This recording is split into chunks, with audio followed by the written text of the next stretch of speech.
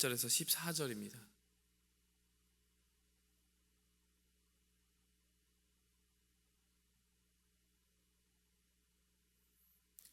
읽도록 하겠습니다. 이튿날 떠나 가이사랴에 이르러 7 집사 중 하나인 전도자 빌립의 집에 들어가서 머무르니라.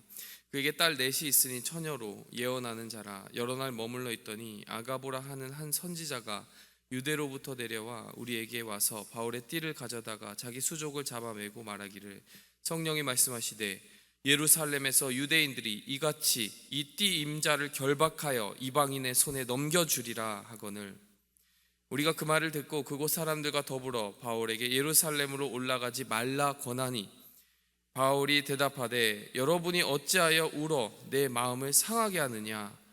나는 주 예수의 이름을 위하여 결박당할 뿐 아니라 예루살렘에서 죽을 것도 각오하였노라 하니, 그가 권함을 받지 아니하므로 우리가 주의 뜻대로 이루어지이다 하고 그쳤노라. 저희가 사순절을 지나고 있습니다. 예수 그리스도의 십자가와 고난의 의미, 그리고 그 십자가를 통해서 우리를 용납하여 주신 하나님의 한없는 사랑의 의미에 대해서 묵상하는 하루하루를 보내고 있는 것이죠. 여러분, 교회는 예수 그리스도와 함께 십자가를 지고 가는 제자들에 의해서 세워집니다. 여러분, 오늘 본문 말씀에서 주인공이 누굴까요? 여러분의 눈에 가장 잘 들어오는 음성이 누구입니까? 누구의 음성입니까? 바로 사도 바울의 음성이죠. 사도 바울이 이렇게 이야기하고 있습니다.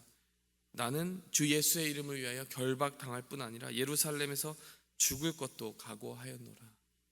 여러분, 상상이 되십니까? 그 누구보다도 먼저 앞장서서 예수 그리스도의 제자들을 박해하고 그들을 잡아 넘겼던 그입니다.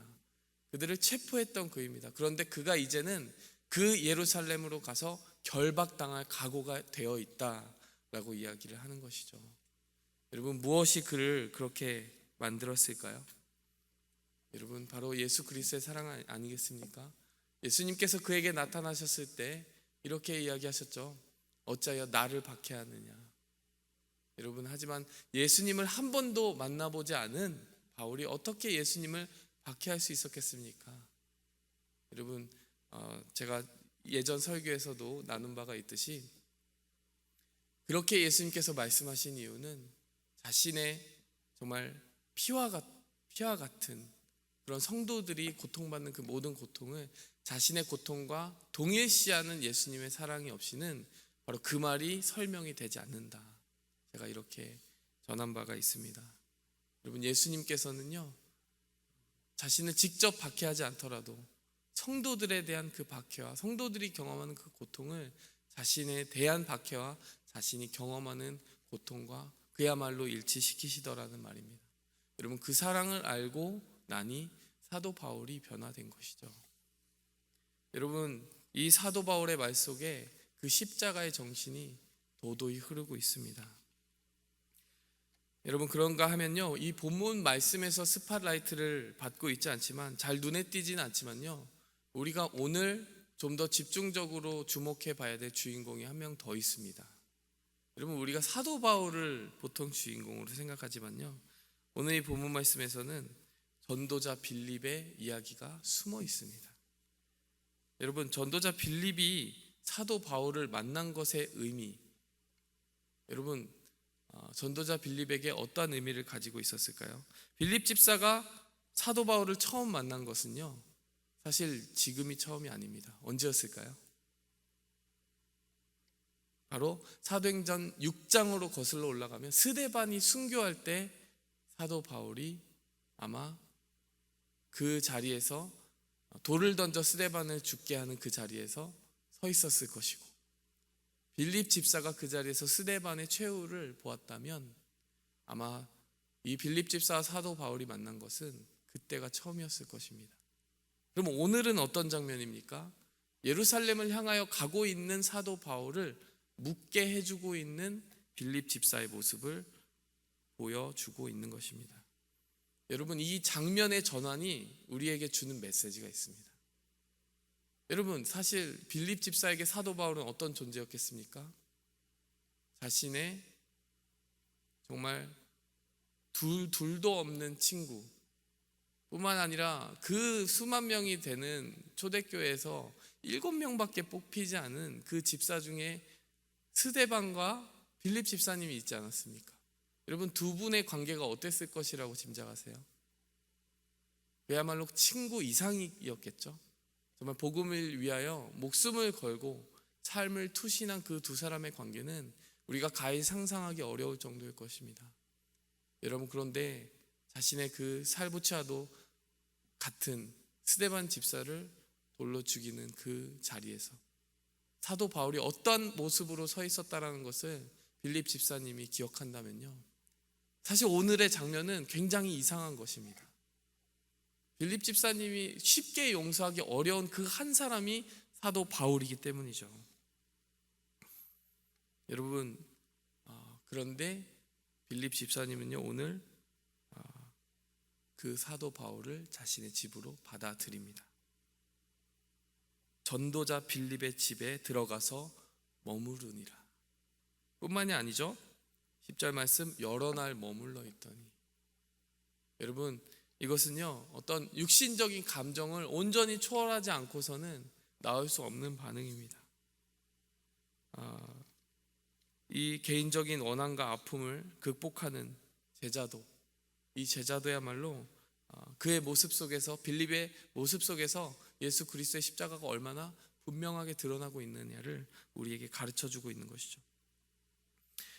여러분, 좀 더 깊이 살펴보면요, 사도 바울이 지금 예루살렘을 향해 나아가는 그 길이 결코 쉽지 않을 것을 예언하는 많은 예언자들의 목소리가 있었습니다.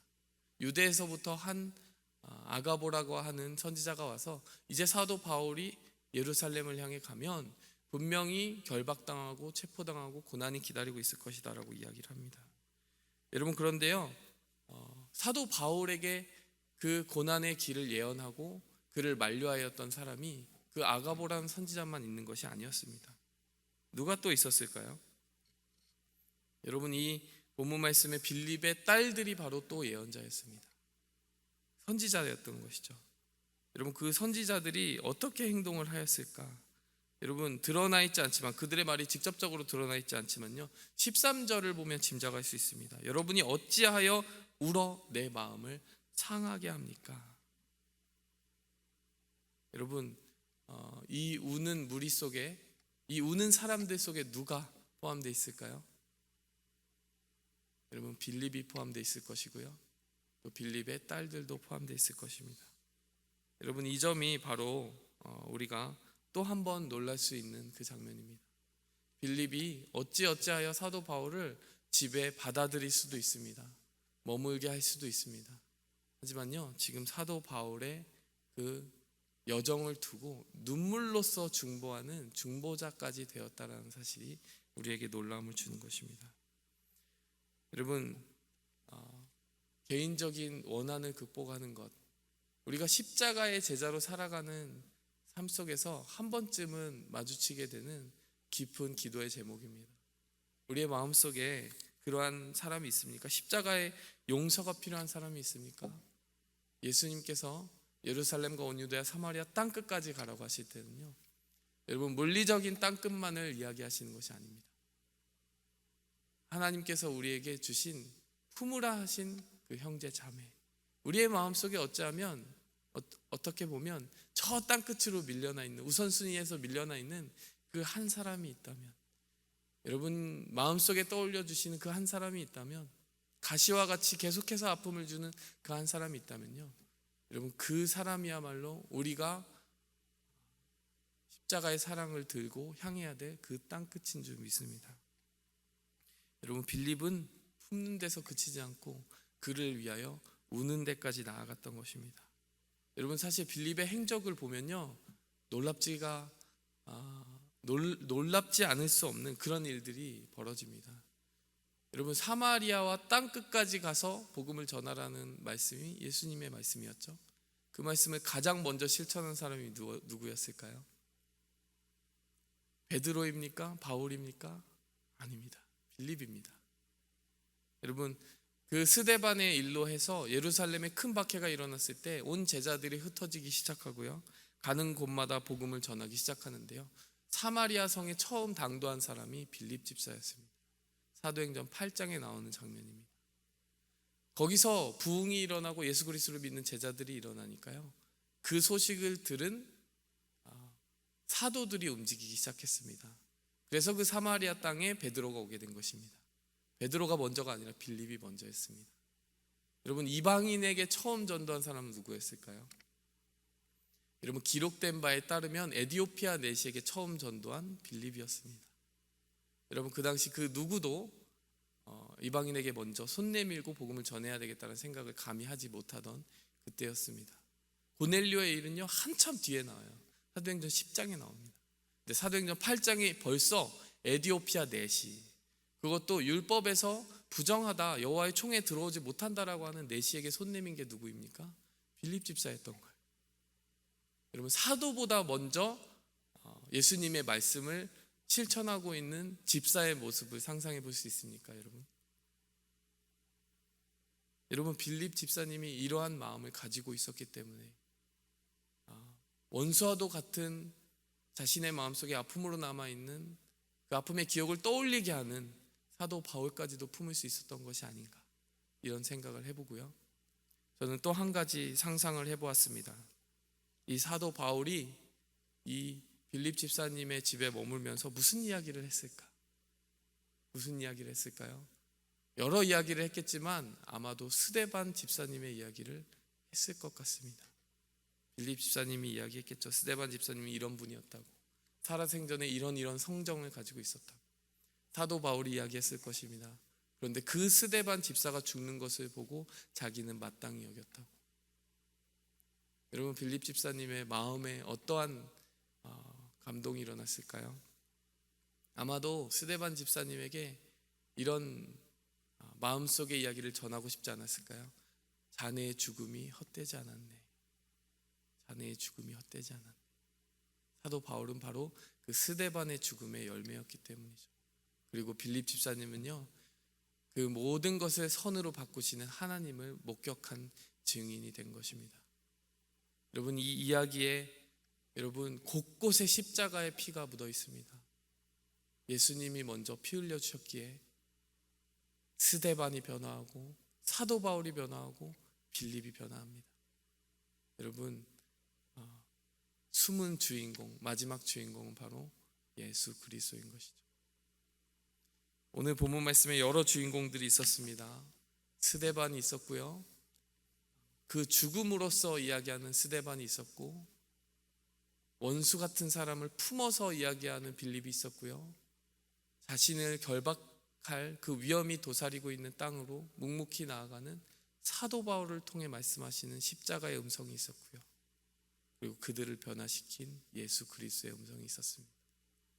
여러분, 사순절을 지나는 우리, 지금의 교회가 회복해야 될 영성이 무엇일까요? 바로 그것이 아닐까요? 여러분, 우리 마음속에 나아가야 될 땅끝이 있다면 오늘 우리의 기도 제목은 바로 그 땅끝을 우리 마음속에 회복해 주십시오 라고 하는 기도가 되어야 할 것입니다. 여러분, 이 마음을 품으면서 기도로 나아가도록 하겠습니다. 하나님 아버지, 감사합니다. 주님께서 아끼시는 그 영혼들을 위하여 우리를 보내시고 보내시는 것을 생각합니다.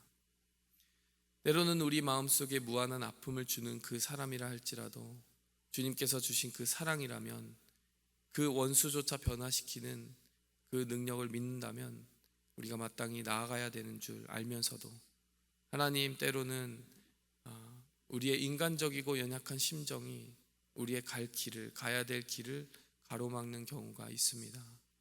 하나님, 이 시간 빌립과 같이 사도 바울을 잉태하고 또 원수하고도 같은 그 사람을 품어내는 그 사랑을 배우게 하여 주시옵소서.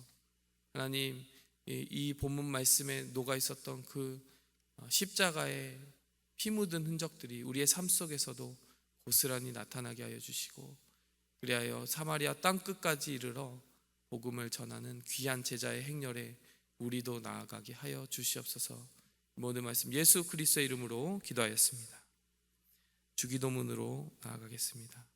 하늘에 계신 우리 아버지여, 이름이 거룩히 여김을 받으시오며 나라의 임하옵시며 뜻이 하늘에서 이룬 것 같이 땅에서도 이루어지이다.